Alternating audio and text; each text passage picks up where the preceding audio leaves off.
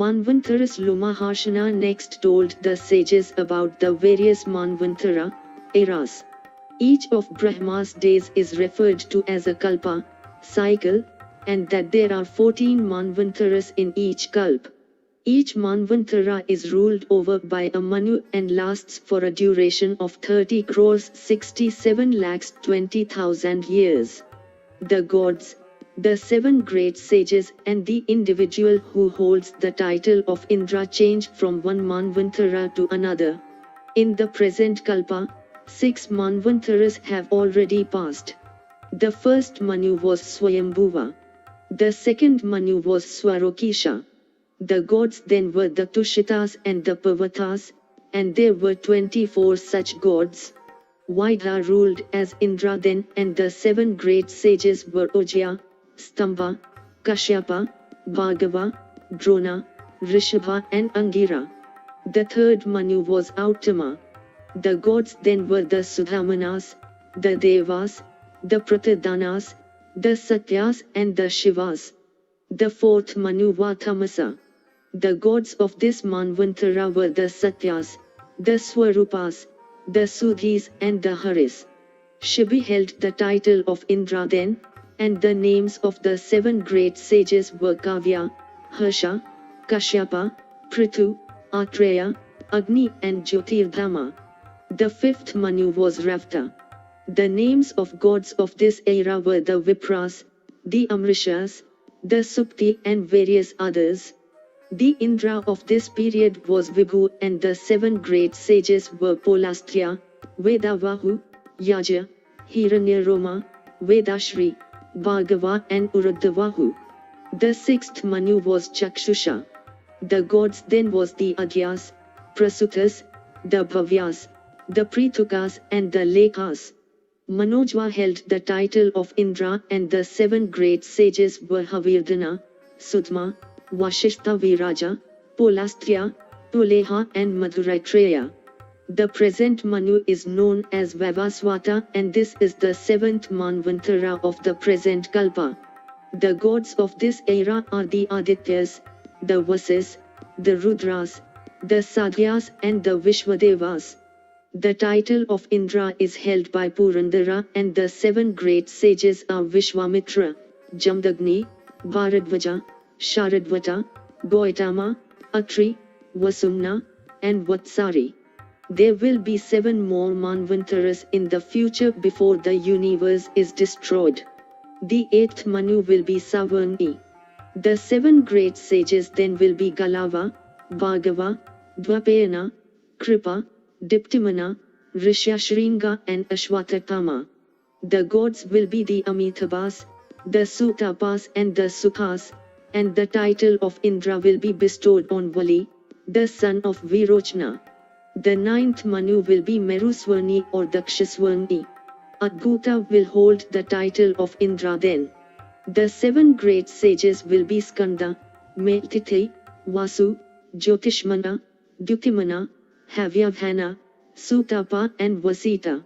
The 10th Manu will be Dharmaswarni. The gods then will be the Sukmanas and the Viruddha.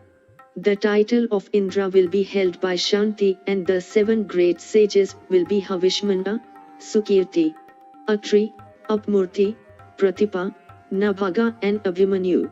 The 11th Manu will be Bhavaswarni, alternatively known as Rudraswarni. The gods then will be the Nirmanarathis, the Kamajas and the Manojvas. The 7 great sages will be Havishmana, Vapurshamana, Varnui, Bhaga, Pushti, Nishchara and Agnaiteja and Vrisha will hold the title of Indra. The 12th Manu will be Ritaswarni.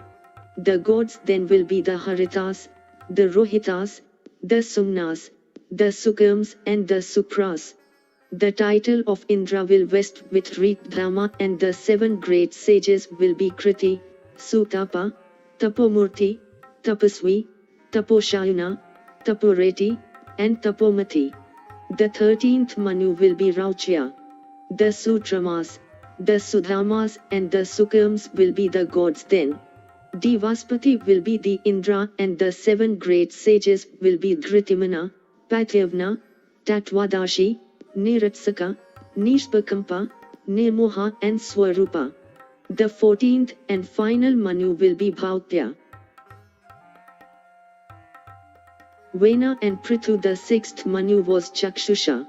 One of Chakshusha's descendants was the great king Prithu, the son of Vena. Chakshusha had a son named Uru and Uru had a son named Anga. Agna married Sunita, and they had a son named Vena. Vena was evil, and when he became the king, he started to oppress the world and his subjects. The sages had no option but to kill Vena. The sages then began to knead Vena's dead body. When the right arm of the dead body was kneaded, Prithu was born. He emerged fully grown and with a bow and several arrows held in this hand.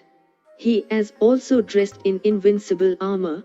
Such was Prithu's radiance that he blazed like the flaming sun. The sages interrupted Lumahashana. How came Vena to be evil?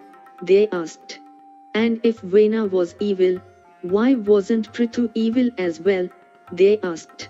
Vena's mother was Sunita, and Sunita was the daughter of Mrityu, was really evil. Right from his birth, Vena tended to associate with this maternal grandfather and thus picked up evil ways. He stopped believing in the Vedas. In fact, when he became king, Vena instructed that all yajnas should cease in his kingdom. There was no need to pray to the gods. The only person who was deserving of worship was Vena himself. The sages tried to persuade Vena to give up his evil ways and bring him back to the righteous path, but Vena refused to listen. It was then that the sages slew Vena. But Vena had no son. Who would be king in his place? There had to be a king, otherwise the kingdom would degenerate into anarchy. To obtain a son, the sages started to knead the dead body. When the left arm was kneaded, a dwarf was born as a result of the kneading. The dwarf was dark in complexion and exceedingly ugly. Sid, the sages told the dwarf, Nishida. The word Nishida means to sit. All the evil that was in Vena's body went into the body of the dwarf, and the dead body was cleansed of all evil. The dwarf came to acquire the name of Nishda from the word Nishida. His descendants were also known by the same name and became a race of hunters and fishermen. They lived in the Vindhya mountains. Thus, when the dead body was kneaded again, there was no more evil left, and Prithu came to be righteous. The word Prithu means plump. Since Vena's right palm was fairly plump, and since Vena's son was born when the right palm was kneaded, the son acquired the name of Prithu. The sages arranged for Prithu's coronation. The waters of all the rivers and all the oceans were brought for this ceremony. All the gods graced the occasion by their presence.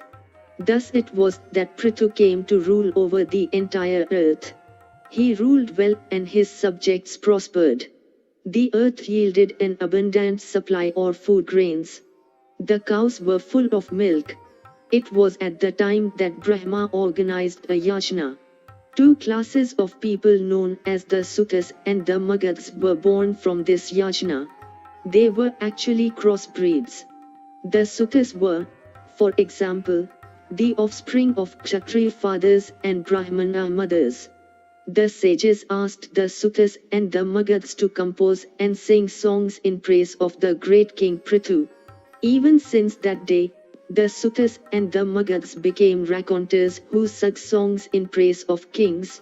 The Sutas were asked to live in the region known as Anupa and the Magads in the region known as Magad.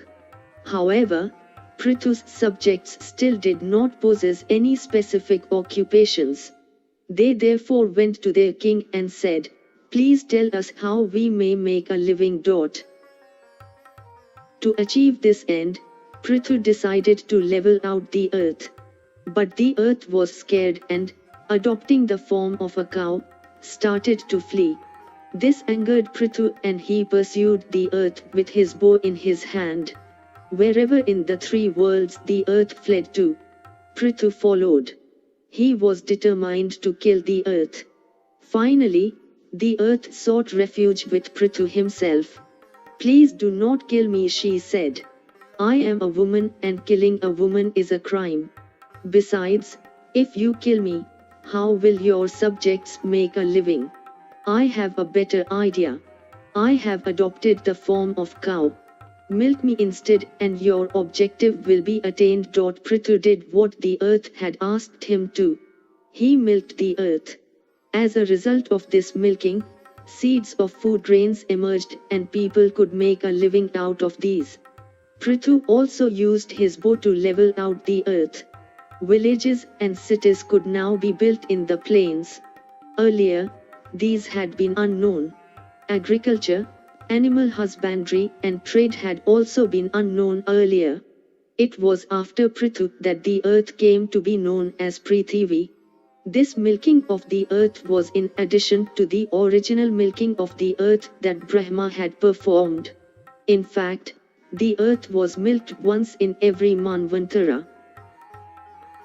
The Prachetas Prithu had a son named Antadana and Antadana's son was Havirdhana. Havirdhana's son was Prachivahi. Prachinavi married Savarn, the daughter of the ocean. Prachinavi and Savarn had 10 sons known as the Prachetas. The Prachetas were interested in meditating. They performed tapasya for thousands of years under the oceans. They were actually supposed to rule the earth. As long as the Prachetas meditated, they did not rule. The earth became dense with forests. Trees grew everywhere and so dense was the growth that the wind could not blow. For the 10,000 years that the Prachetas meditated, their subjects suffered. The news of this mishap eventually reached the Prachetas and their anger was roused. Such was the fury of their anger that flames issued from their mouths and burned up all the trees. Soma was the god of the trees.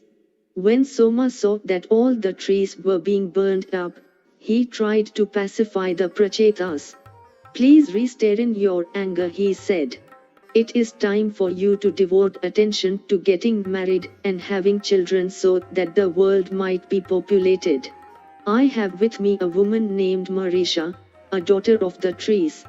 Please accept her as your wife. The 10 Prachetas married Marisha and a son named Daksha was born.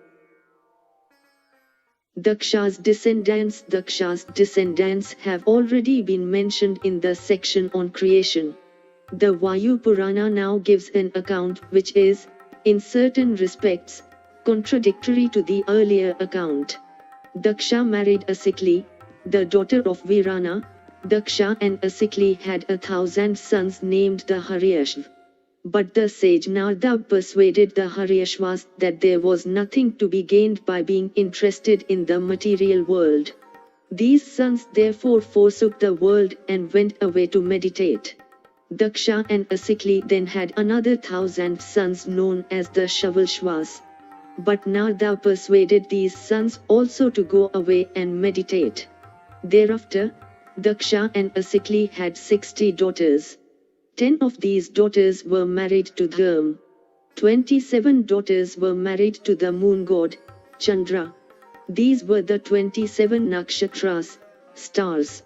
Their names were Ashwini, Bani, Kritika, Pushya, Ashlesha, Punavasu, Purva Falguni, Uttara Falguni, Magha, Hasta, Chitra, Swati, Jayestha, Vishaka, Anuradha, Mula, Purvashda, Uttarashda, Shravana, Uttabhadrapada, Revati, Rohini, Mrigashira, and Ardra.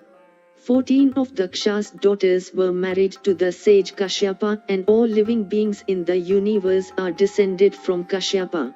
The daughters who were married to Kashyapa were named Aditi, Diti, Danu, Kasa, Arishta, Sursa, Surbhi, Vinta, Tamara, Krosdavasha, Ira, Kadru, and Muni. Aditi had 12 sons known as the Adityas. These were the gods. Surbhi pleased Shiva with her tapasya and obtained the 11 Rudras as her children.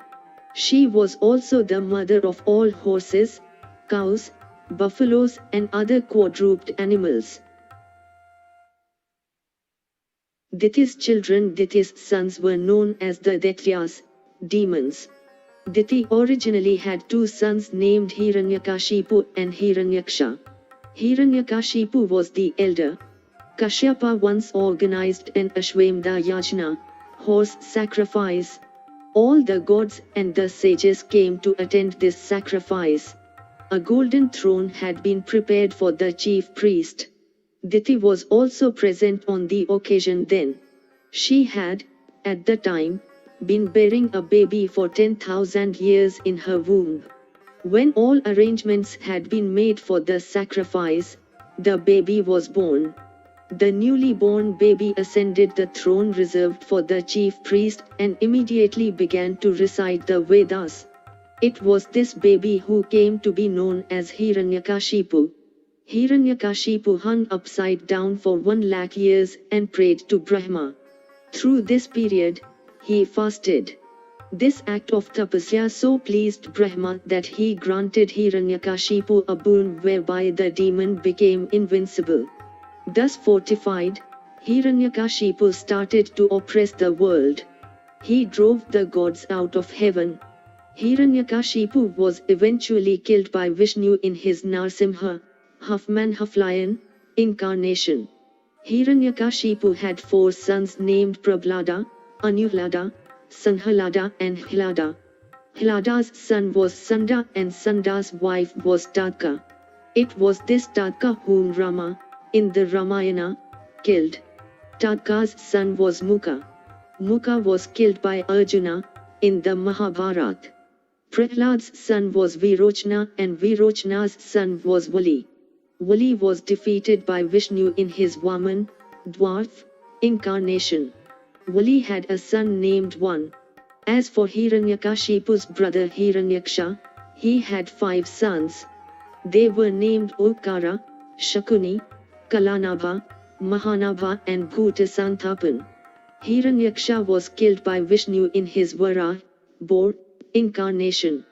Hiranyakashipu and Hiranyaksha had a sister named Singhika.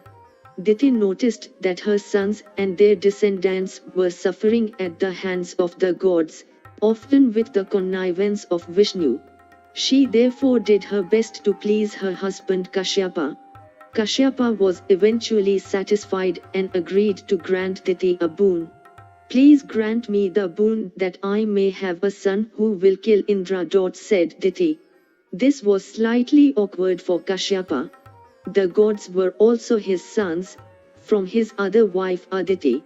He told Diti that she would have to observe cleanliness for 100 years.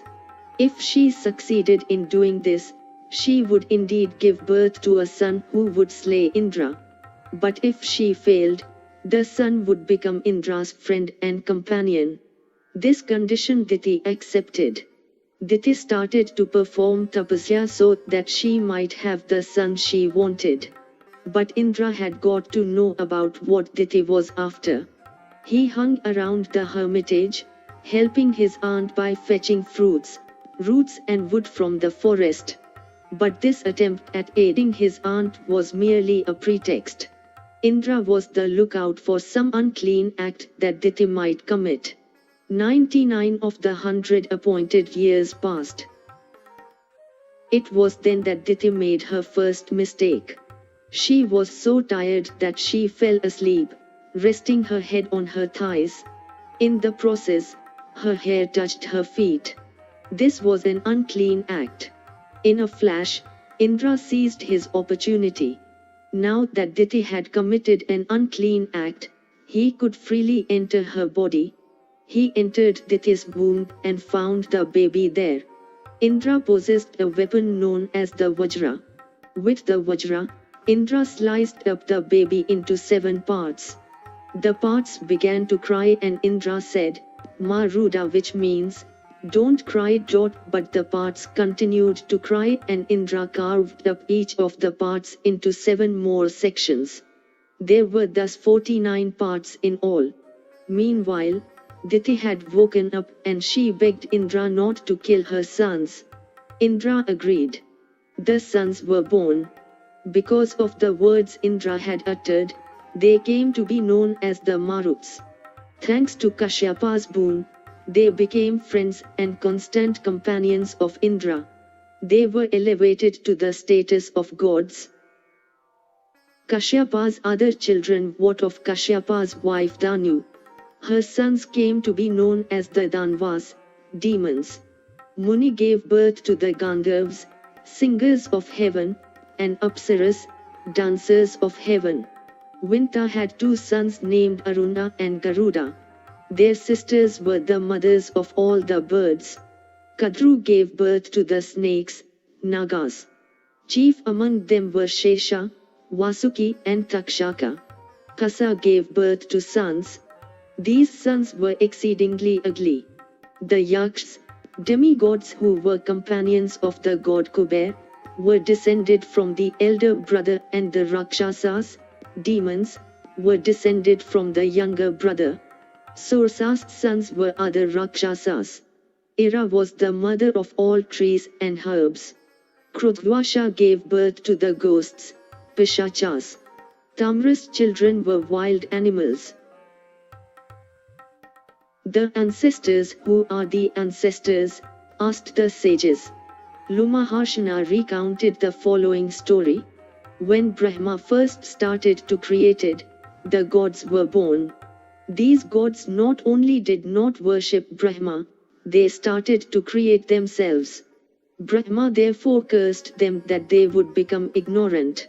The gods did not relish this idea, they therefore tried to pacify Brahma. You will have to perform penance for your sins. Said Brahma.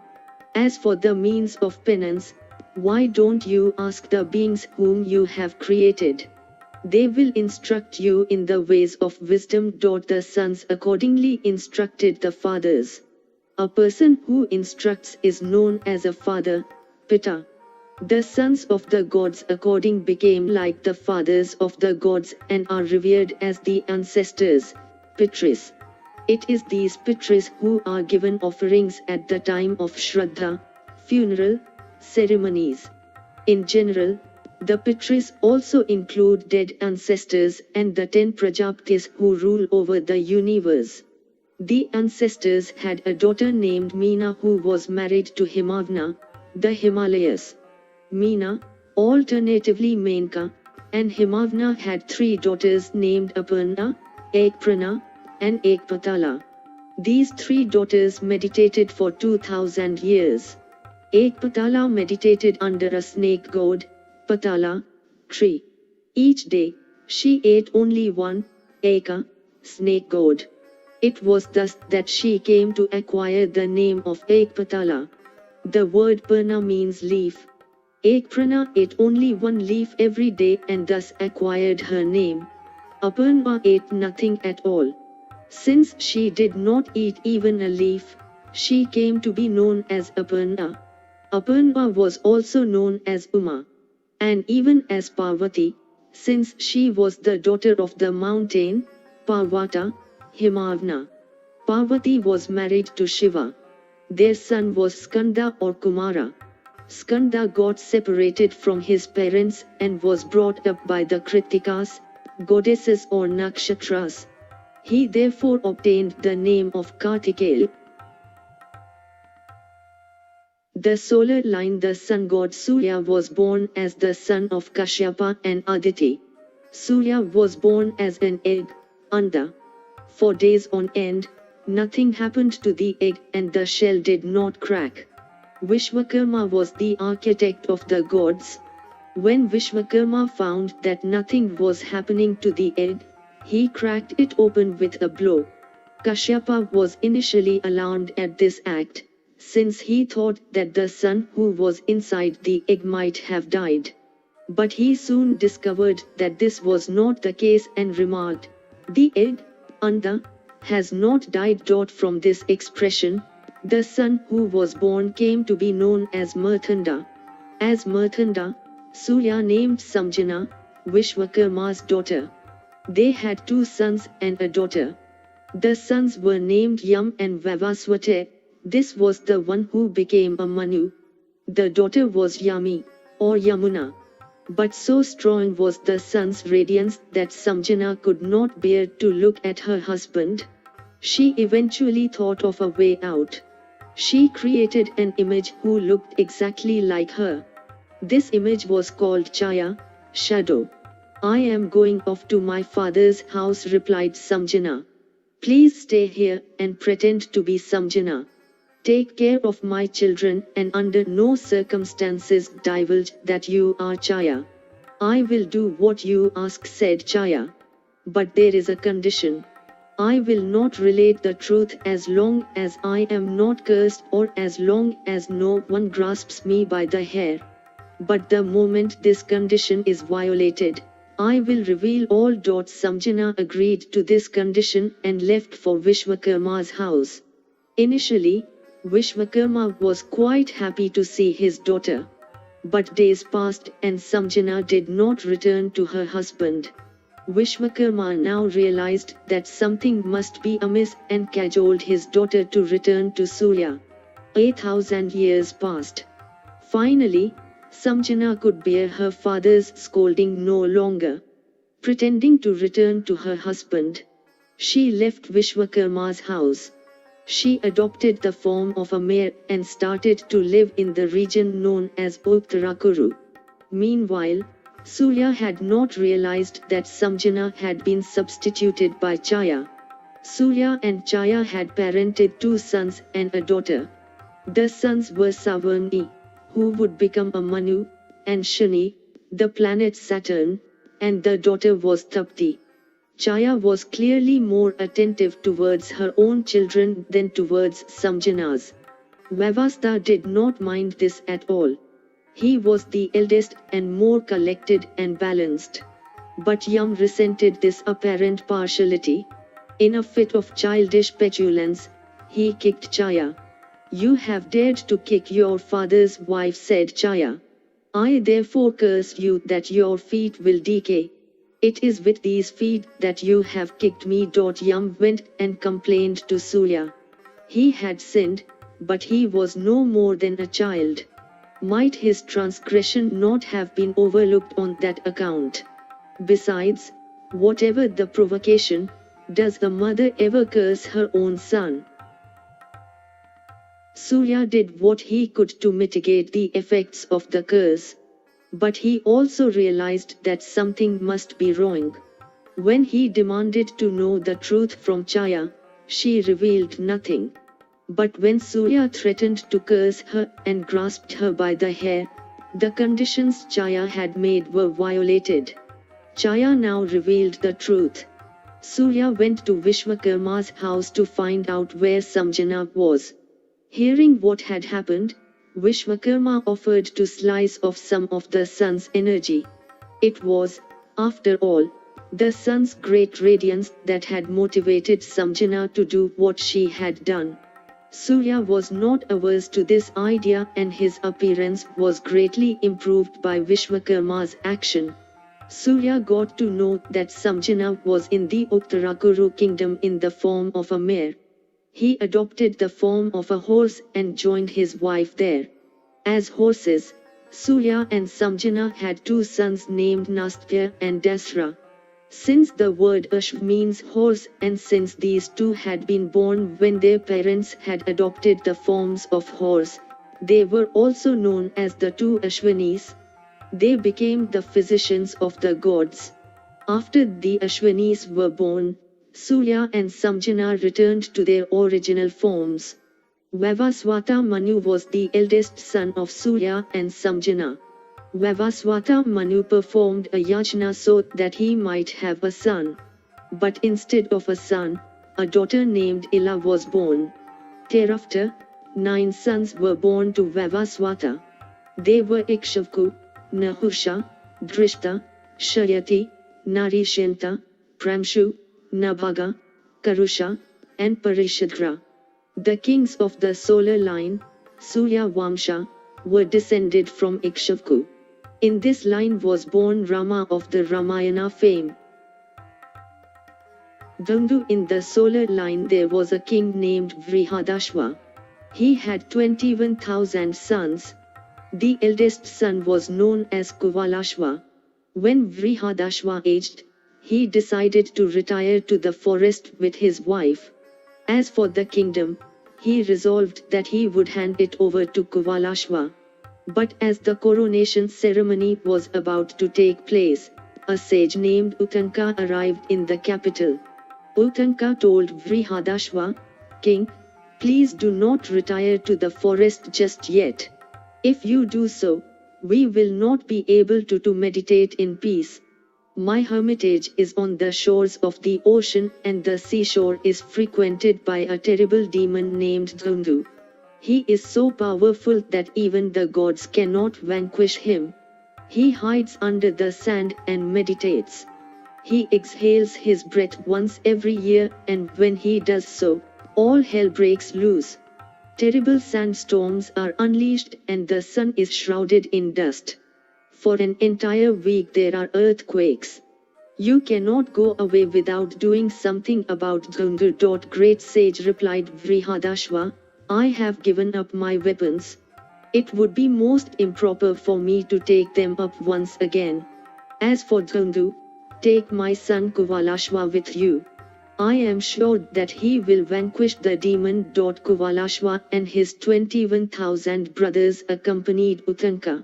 They came to the shores of the ocean and started to dig up the sand in their search for Dhandu. When the demon got to know about this, he unleashed a terrible storm. Tidal waves raged. Flames licked with tongues of fire. Dhandu's soldiers attacked Kuvalashva and his brothers. All the brothers except 3 were killed. But Dhandu had not reckoned with Kuvalashva.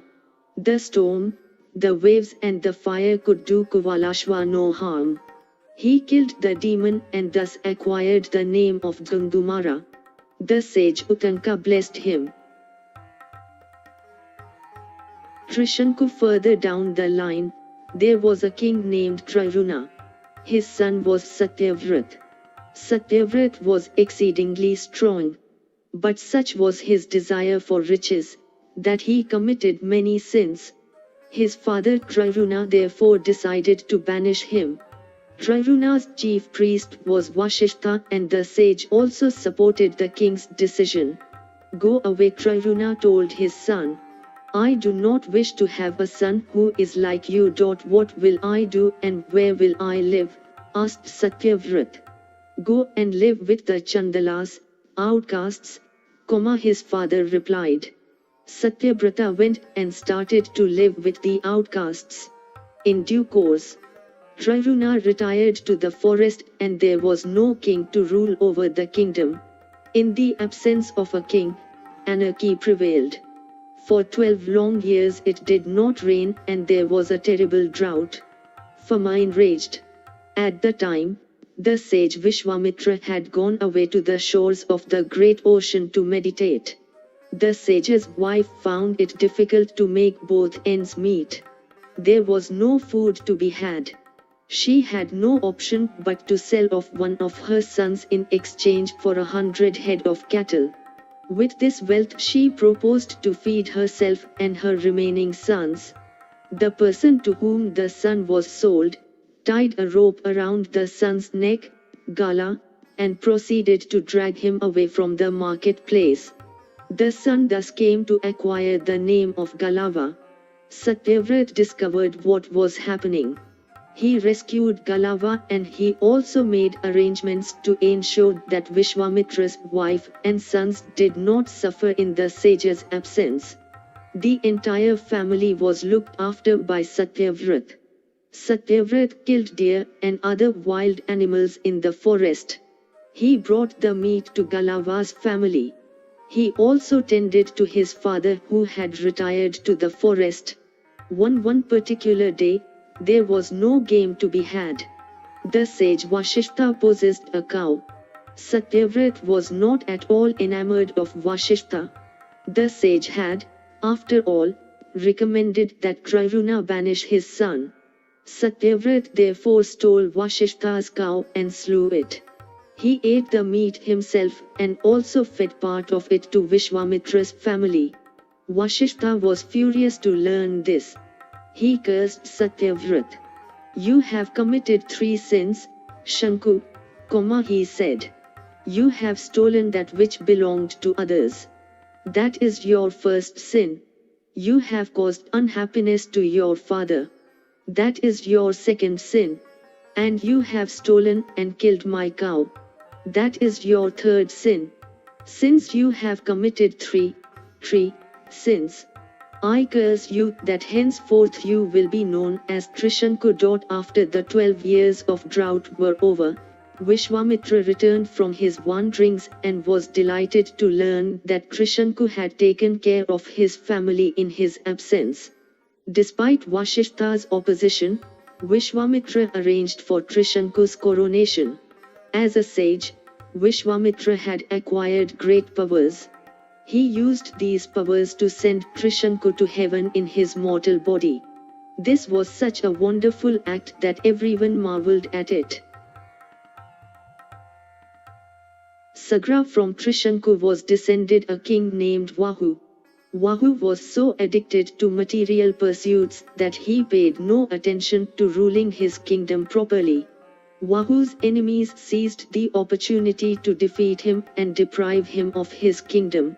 Vayu and his wife fled to the forest. Chief among these enemies were the Haihyas. But they were aided by the Taljangas, the Shakas, the Yavnas, the Paradas, the Cambojas and the Pahlavas. Vayu was old when this happened. Moreover, he was so grief-stricken at having lost his kingdom that he had lost all desire to live. He died in the forest. King Vayu had 2 wives. One of these was named Yadavi. The second wife was jealous of Yadavi and attempted to kill her by administering some poison. The poison, however, did Yadavi no harm. When Vayu died, Yadavi decided to immolate herself on her husband's funeral pyre. But the sage Aurva intervened. Please do not do that, he requested Yadavi. You are expecting, and the act of killing the unborn baby would be a crime. Live and let him live. For he will rule well and will defeat his father's enemies. Persuaded by Aurva, Yadavi did not kill herself. She began to live in the sage's hermitage. In due course, she gave birth to a beautiful boy. When the baby was born, the poison, Gara, also emerged. Since the word Sa means together with, the boy was given the name of Sagra. Aurva took great interest in Sagra's upbringing and education. He taught the boy the Vedas and the art of fighting. There was divine weapon known as Agnayastra. Sagra also learned how to use this wonderful weapon from Aurva. When Sagra grew up, he decided to tackle his father's enemies. The knowledge of the divine weapon had made him close to invincible. He defeated the Haihyas, the Shakas, the Yavnas, the Cambojas, the Parada and the Pahlavas. But when he threatened to kill them all, these enemies sought refuge with the sage Vashishta. The sage asked Sagra to spare them and saved their lives. But they had to be given some sort of punishment. Sagra decreed that the Shakas would have half of their heads shaved off. As for the Yavnas and the Cambojas, their heads were completely shaved off. The Paradas were instructed that they would have to sport long hair, and the Pahlavas were forbidden to shave their beards. King Sagra thus conquered these enemies and became the ruler of the entire world. He decided to perform a horse sacrifice to celebrate his victory. Sagra had 2 wives. They were named Keshini and Sumti. Sagra did not have any sons, and his wives pleases Aurva with their prayers. Aurva granted them boons that they would have sons. The stipulation, however, was that one wife would give birth to a single son who would ensure that the line went on. But the other wife would have 60,000 sons who would perish before having any children of their own. Keshini desired the single son and accordingly gave birth to Asmaja. Sumti gave birth to a god. The god was reserved in a vat of clarified butter. After 9 months had passed, 60,000 sons came out of the god. Sagra's sons prospered. When a horse sacrifice is performed, a horse is left free to wander where it wills. At the time when Sagra organized the horse sacrifice, he appointed his sons to look after the horse. These sons insulted the sage Kapila and were burnt into ashes. The lunar line Chandra or Soma was eighth son of the sage Atri. Atri was a very powerful sage. He was always busy meditating.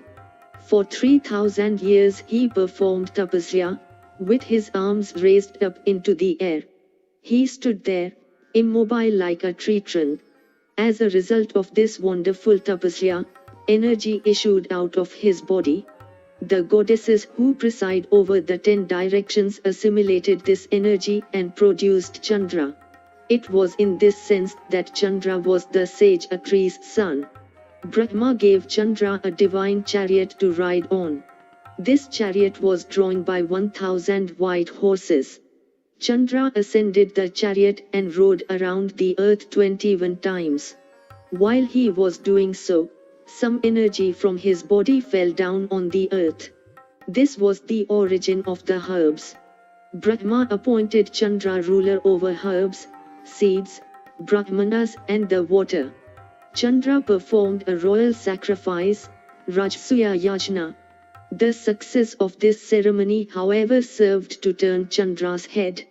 The preceptor of the gods was Brihaspati and Brihaspati's wife was named Tara. Although Chandra had already been married to 27 of Daksha's daughters, he abducted Tara. The gods and the sages requested Chandra to return Tara, but he would not listen. A terrible fight then raged between the gods and the demons, the gods fighting on Brihaspati's side and the demons on Chandra's. After Tara's name, this Sangrama, war. Finally, Brahma intervened and sorted the matter out. Chandra returned Tara to Brihaspati. But Chandra and Tara had a son named Buddha. You will remember Ila, Vavaswata Manu's daughter. Buddha married Ila and their son was called Pururava. Pururava was the originator of the lunar line. Pururava and Urvashi. Pururava was a good king who performed many yajnas. He ruled the earth well. Urvashi was a beautiful Apsara. Pururava met Urvashi and fell in love with her. Please marry me, he requested. I will, replied Urvashi, but there is a condition. I love these 2 sheep and they will always have to stay by bedside. If I ever lose them, I will remain your wife no longer and will return to heaven. Moreover, I shall live only on clarified butter. Pururava agreed to these rather strange conditions and the two were married. They lived happily for 64 years. But the Gandharvas who were in heaven felt despondent. Heaven seemed to be a dismal place in Urvashi's absence. They therefore hatched a conspiracy to get her back. On an appropriate occasion, a Gandharv named Vishwavasu stole the 2 sheep. As soon as this happened, Urvashi vanished and returned to heaven.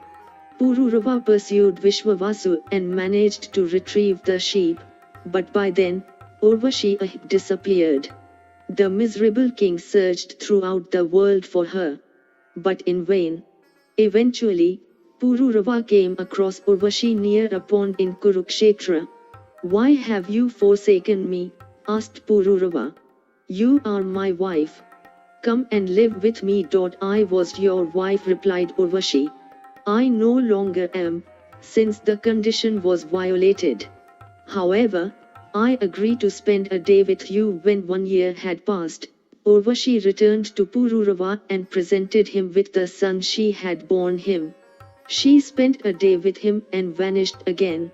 This happened several times and, in this fashion, Urvashi bore Pururava 6 sons.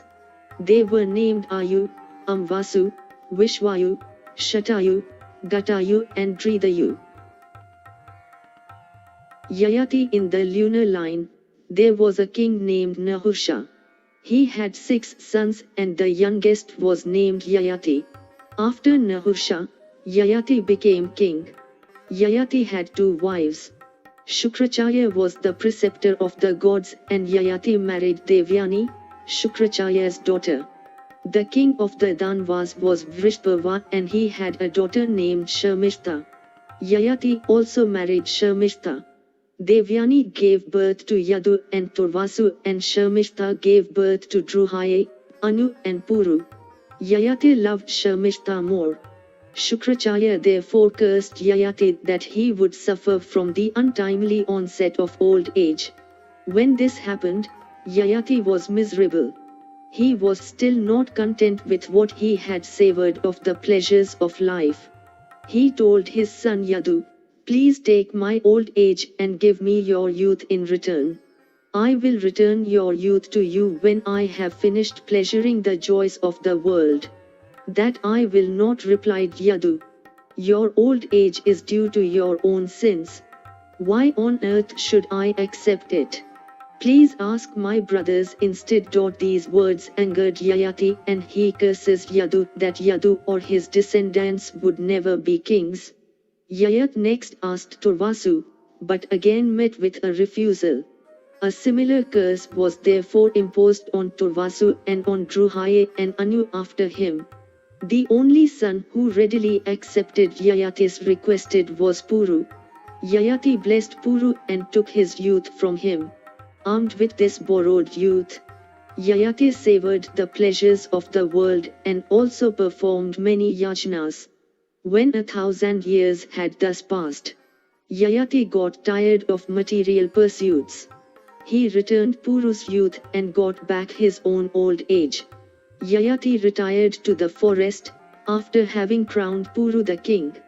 As for Yadu, he was given some minor kingdoms that lay to the west. In similar fashion, Turvasu was given some kingdoms towards the southeast. Druhaye and Anu received kingdoms that lay towards the west, as had Yadu. The descendants of Yadu were known as the Yadvas. In this line was born Krishna. Also in this line was born Kartavirya Arjuna. Kartavirya Arjuna. There used to be a king named Kritavirya and Kritavirya's son was known as Kartavirya Arjuna. Arjuna performed tapasya for thousands and thousands of years. Through this meditation, he pleased the sage Dattatreya and obtained 4 wonderful boons from the sage. The first boon gave Arjuna 1,000 arms. The second boon gave him the power to use his persuasion to bring back evil people to the righteous path. The third boon was that he would conquer the entire earth and rule it according to the dictates of righteousness. The fourth and final boon was that Arjuna would meet his end at the hands of an individual who was in very way his superior.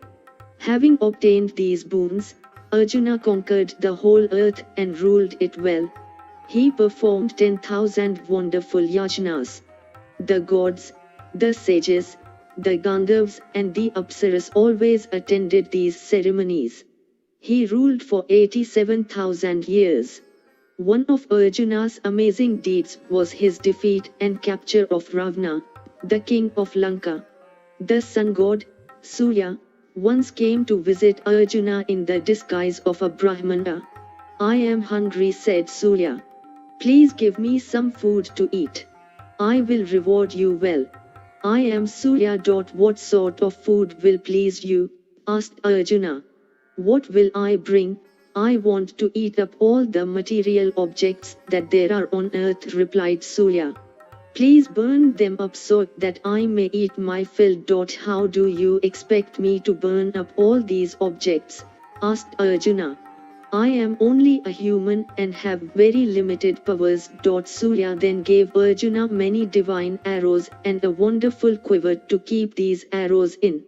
These arrows had the property that they burst into flames as soon as they were shot. With these arrows, Arjuna burned up everything and Surya ate his fill. Hermitages, villages, cities and forests burned. Varuna was the god of the oceans and Varuna had a son named Ashwina. This son performed a lot of tapasya and became a sage named Vasishtha or Apava. Vasishtha performed tapasya under the water for 10,000 years.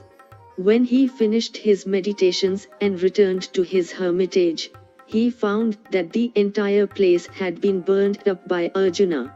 Vasishtha was greatly incensed. "Since you have not spared my hermitage, I curse you," said Vasishtha. "No one who bears your name will ever again become a king. There will be a Pandav named Arjuna, the son of Kunti. But he will not be a king simply because he will bear your name. I also curse you that you will be killed by Parshuram." Arjuna was eventually killed by Parshuram. The gods and the demons. The gods and the demons did not like each other and fought several wars with each other. There were 12 such terrible wars. On one particular occasion, the demons were defeated by the gods. Extremely disheartened, they went to visit their preceptor, Shukracharya, son of sage Bhrigu. The demons told Shukracharya, "We have been defeated by the gods. We have no option but to go and reside in the underworld." "Don't be so disconsolate," replied Shukracharya. "I will protect you. I know that Brihaspati, the preceptor of the gods, has obtained wonderful powers by praying to the fire god, Agni. The gods thrive on these powers. I will pray to Shiva and obtain powers that can counteract these. Till I come back, please be patient. Why don't you give up arms and live as hermits till I return?" The demons agreed to this proposition. They informed the gods that they had given up arms and that the gods could do as they willed. They had become hermits and would not fight. Meanwhile, Shukracharya started to pray to Shiva. Shiva appeared before Shukracharya and discovered what the sage desired. Shiva was prepared to grant these powers, subject to a condition being met. Shukracharya would have to meditate for 1,000 years. And throughout this period, he would not be allowed to speak and would have to live on smoke. Shukracharya began this process of meditation. The gods got to know what was happening and decided that this was the opportune time to attack the demons. "What are you doing?" said the demons. "We have given up arms. This is not the time to fight." But the gods would not listen. The demons therefore fled to Bhrigu's wife and asked her to protect them. Through her powers, the saintly woman completely paralyzed Indra so that he could not move. At the sight of what had happened to their leader, the gods fled in disarray. "Why are you running away?" asked Vishnu. "As for you, Indra, enter my body. I will take you away from this place." Indra entered Vishnu's body and Vishnu proceeded to take him away. This angered Bhrigu's wife and she threatened to burn up both Indra and Vishnu. But before this could happen, Vishnu sliced off the lady's head with his Sudarshana chakra, a bladed discus. Bhrigu was aghast at this act. "Killing a woman is a sin," he told Vishnu. "You have committed a crime. For this crime, I curse you that you will have to be born several times on earth. As for my wife, through my powers I will resurrect her." This is what Bhrigu did, and this act terrified Indra. He got extremely worried that once Shukracharya returned, there would be no way of controlling the demons. Indra had a daughter named Jayanti. He told her, "Shukracharya is meditating. Please go and try to distract him. Make sure that his meditation is not successfully completed." Jayanti did as her father had asked her to. She started to frequent Shukracharya's hermitage and served him faithfully. In due course, Shukracharya's meditation was completed and he obtained the desired boon from Shiva. Once this task was accomplished, Shukracharya noticed Jayanti. "Who are you and what are you doing here?" he asked. "Why have you been serving me thus?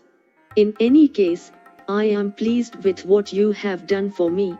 Please tell me what boon you desired. Be my husband for 10 years, answered Jayanti.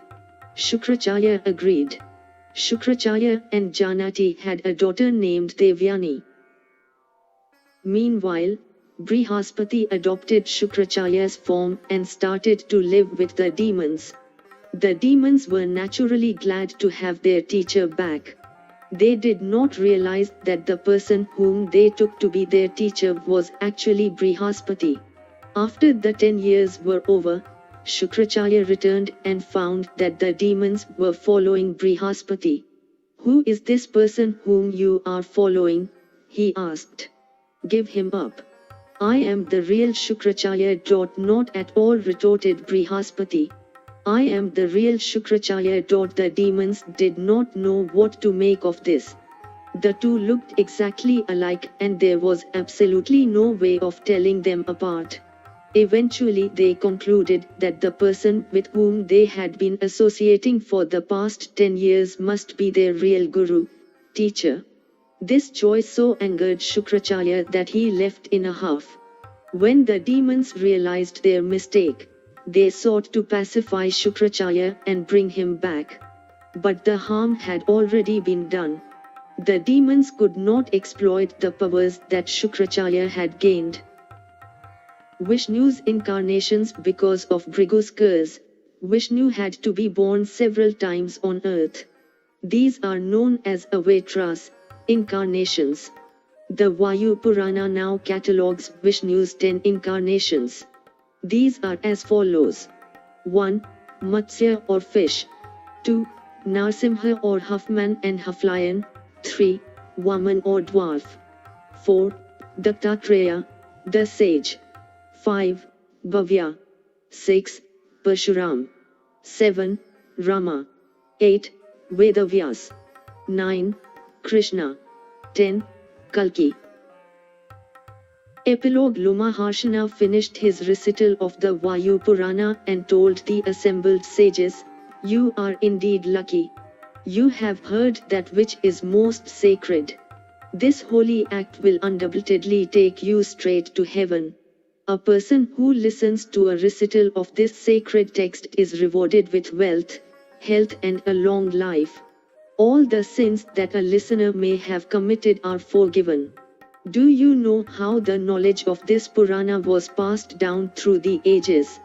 It passed from Vayu to Ushana, from Ushana to Brihaspati, from Brihaspati to Savita, from Savita to Mrityu, from Mrityu to Indra, from Indra to Vashishta, from Vashishta to Saraswata, from Saraswata to Kridma, from Kridma to Dhananjaya, from Dhananjaya to Kritanjaya, from Kritanjaya to Trinamjaya, from Trinamjaya to Bharadvaja, from Bharadvaja to Gautama, from Gautama to Nayantara, from Nayantara to Vajashrava, from Vajashrava to Somashushma, from Somashushma to Trinvindu, from Trinvindu to Daksha, from Daksha to Shakri, from Shakri to Parashara, from Parashara to Jatukarn and from Jatukarn to Vedavyas.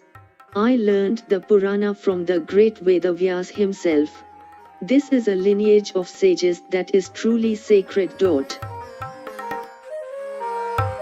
If you enjoyed this audiobook, please like and subscribe to be notified of when new audiobooks are uploaded.